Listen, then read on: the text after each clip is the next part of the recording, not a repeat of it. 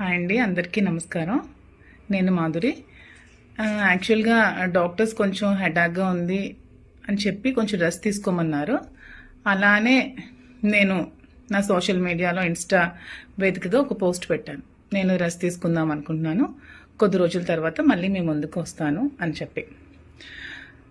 ఇలా రెస్ట్ తీసుకుందాం అనుకున్నప్పుడు నేను న్యూస్ ఛానల్స్లో నిన్నే చూశానండి. దువ్వాడ వాణి అనే ఆవిడ మళ్ళీ నా మీద కామెంట్స్ చేసింది. ఆ కామెంట్స్ చేసినందుకే నేను మళ్ళీ మీ ముందుకు రావాల్సి వచ్చింది. అవి ఏ విధమైన కామెంట్స్ అంటే, నా వల్ల శ్రీనివాస్ గారికి థ్రెట్ ఉందని, నా వల్ల దువ్వాడ వాణికి థ్రెట్ ఉందని ఆవిడ కామెంట్స్ చేసింది. సో నా వల్ల థ్రెట్ ఉందనుకుంటే దువ్వాడ శ్రీనివాస్ గారికి 2 years నుంచి ఎవరు చూస్తున్నారండి? 2 years నుంచి అతను ఆలనా పాలనా అంతా ఎవరు చూసుకుంటున్నారు? ఏమే వచ్చి చూసుకుంది? నేనే కదా చూసుకున్నది. మరి 2 years ముందు నుంచి లేని థ్రెట్ ఇప్పుడు ఎందుకండి వస్తుంది సడన్గా? మరి ఈవిడే కదా మీ మీడియా అందరినీ పిలిచి మాధురి శ్రీనివాస్ గారితో ఇదే ఇంట్లో 2 years నుంచి ఉందని చెప్పే కదా ఫస్ట్ ఎలిగేషన్ స్టార్ట్ చేసింది. మీ మీడియా సాక్షిగా తన అందరికీ పిలిచి దివల్ మాధురి అనే అమ్మాయి శ్రీనివాస్ గారితో ఈ ఇంట్లో 2 years నుంచి ఉంటుంది అని చెప్పి కామెంట్స్ చేస్తూ ఆమె ఇక్కడికి వచ్చి ధర్నా స్టార్ట్ చేసింది. అది ఏ విధంగా చేసిందో మీరే చూశారు. టచ్ పాస్ చేసి, డోర్స్ విరగొట్టి, గోడలు విరగొట్టి, ఒక 10 మందిని తీసుకొచ్చి శ్రీను గారి మీద అటాక్ చేయడానికి చూసింది. ఈవెన్ చంపడానికి కూడా ట్రై చేసింది ఆ 10 మందితో కలిసి. శ్రీనివాస్ గారు కంప్లైంట్ కూడా ఫైల్ చేయడం జరిగింది. సో థ్రెట్ ఎవరు చేశారో మీరు అందరూ తెలుసుకోవాలని కోరుకుంటున్నాను. ఆవిడ థ్రెట్ చేసిందా? నేను థ్రెట్ చేశానా? ఆవిడ వల్ల థ్రెట్ ఉందా శ్రీనివాస్ గారికి? నా వల్ల థ్రెట్ ఉందా?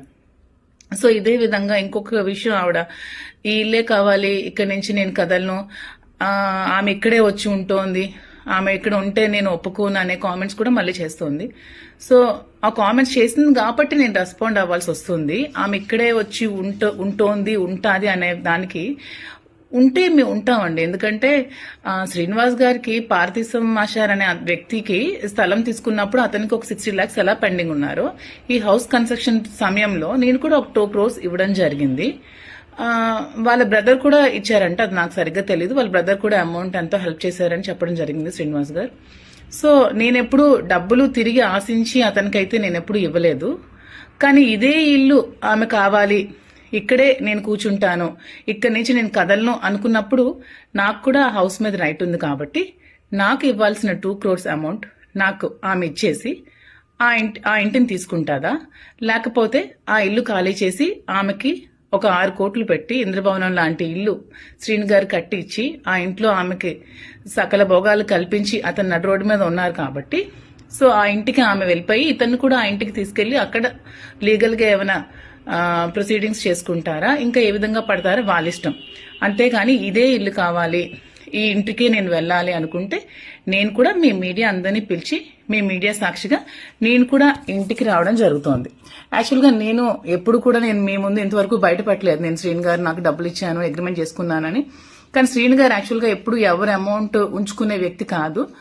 అందుకని అతను ఎప్పుడైనా నాకు ఉన్నప్పుడు నీకు ఇచ్చేస్తానని చెప్పి నాకు చెక్స్ ఇవ్వడం జరిగింది.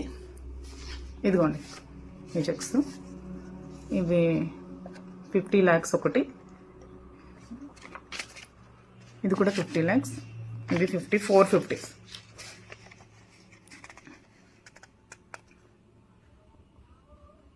సో ఇవి కూడా నేను ఇప్పుడు చూపించిన దానికి నేనేదో ఆశించి నేను డబ్బులు ఇచ్చానని చెప్పడానికి కాదు. ఆమె ఆ ఇల్లు కావాలి, నాకు ఇక్కడే నేను ఉంటాను, ఈ ఇల్లుకి ఎవరికి రైట్ లేదు అని అంటోంది కాబట్టి నేను చూపించాల్సి వచ్చిందండి.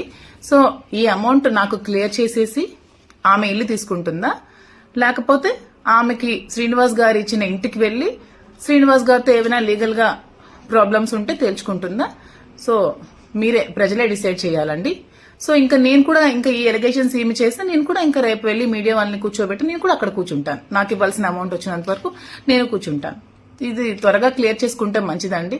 దీన్ని రాజకీయ ఉద్దేశంతో ఇంకా ప్రొలాంగ్ చేసి ఇంకా చేయాల్సిన అవసరం లేదు. ఇది అందరూ తెలుసుకుంటారని కోరుకుంటున్నాను. Thank you so much.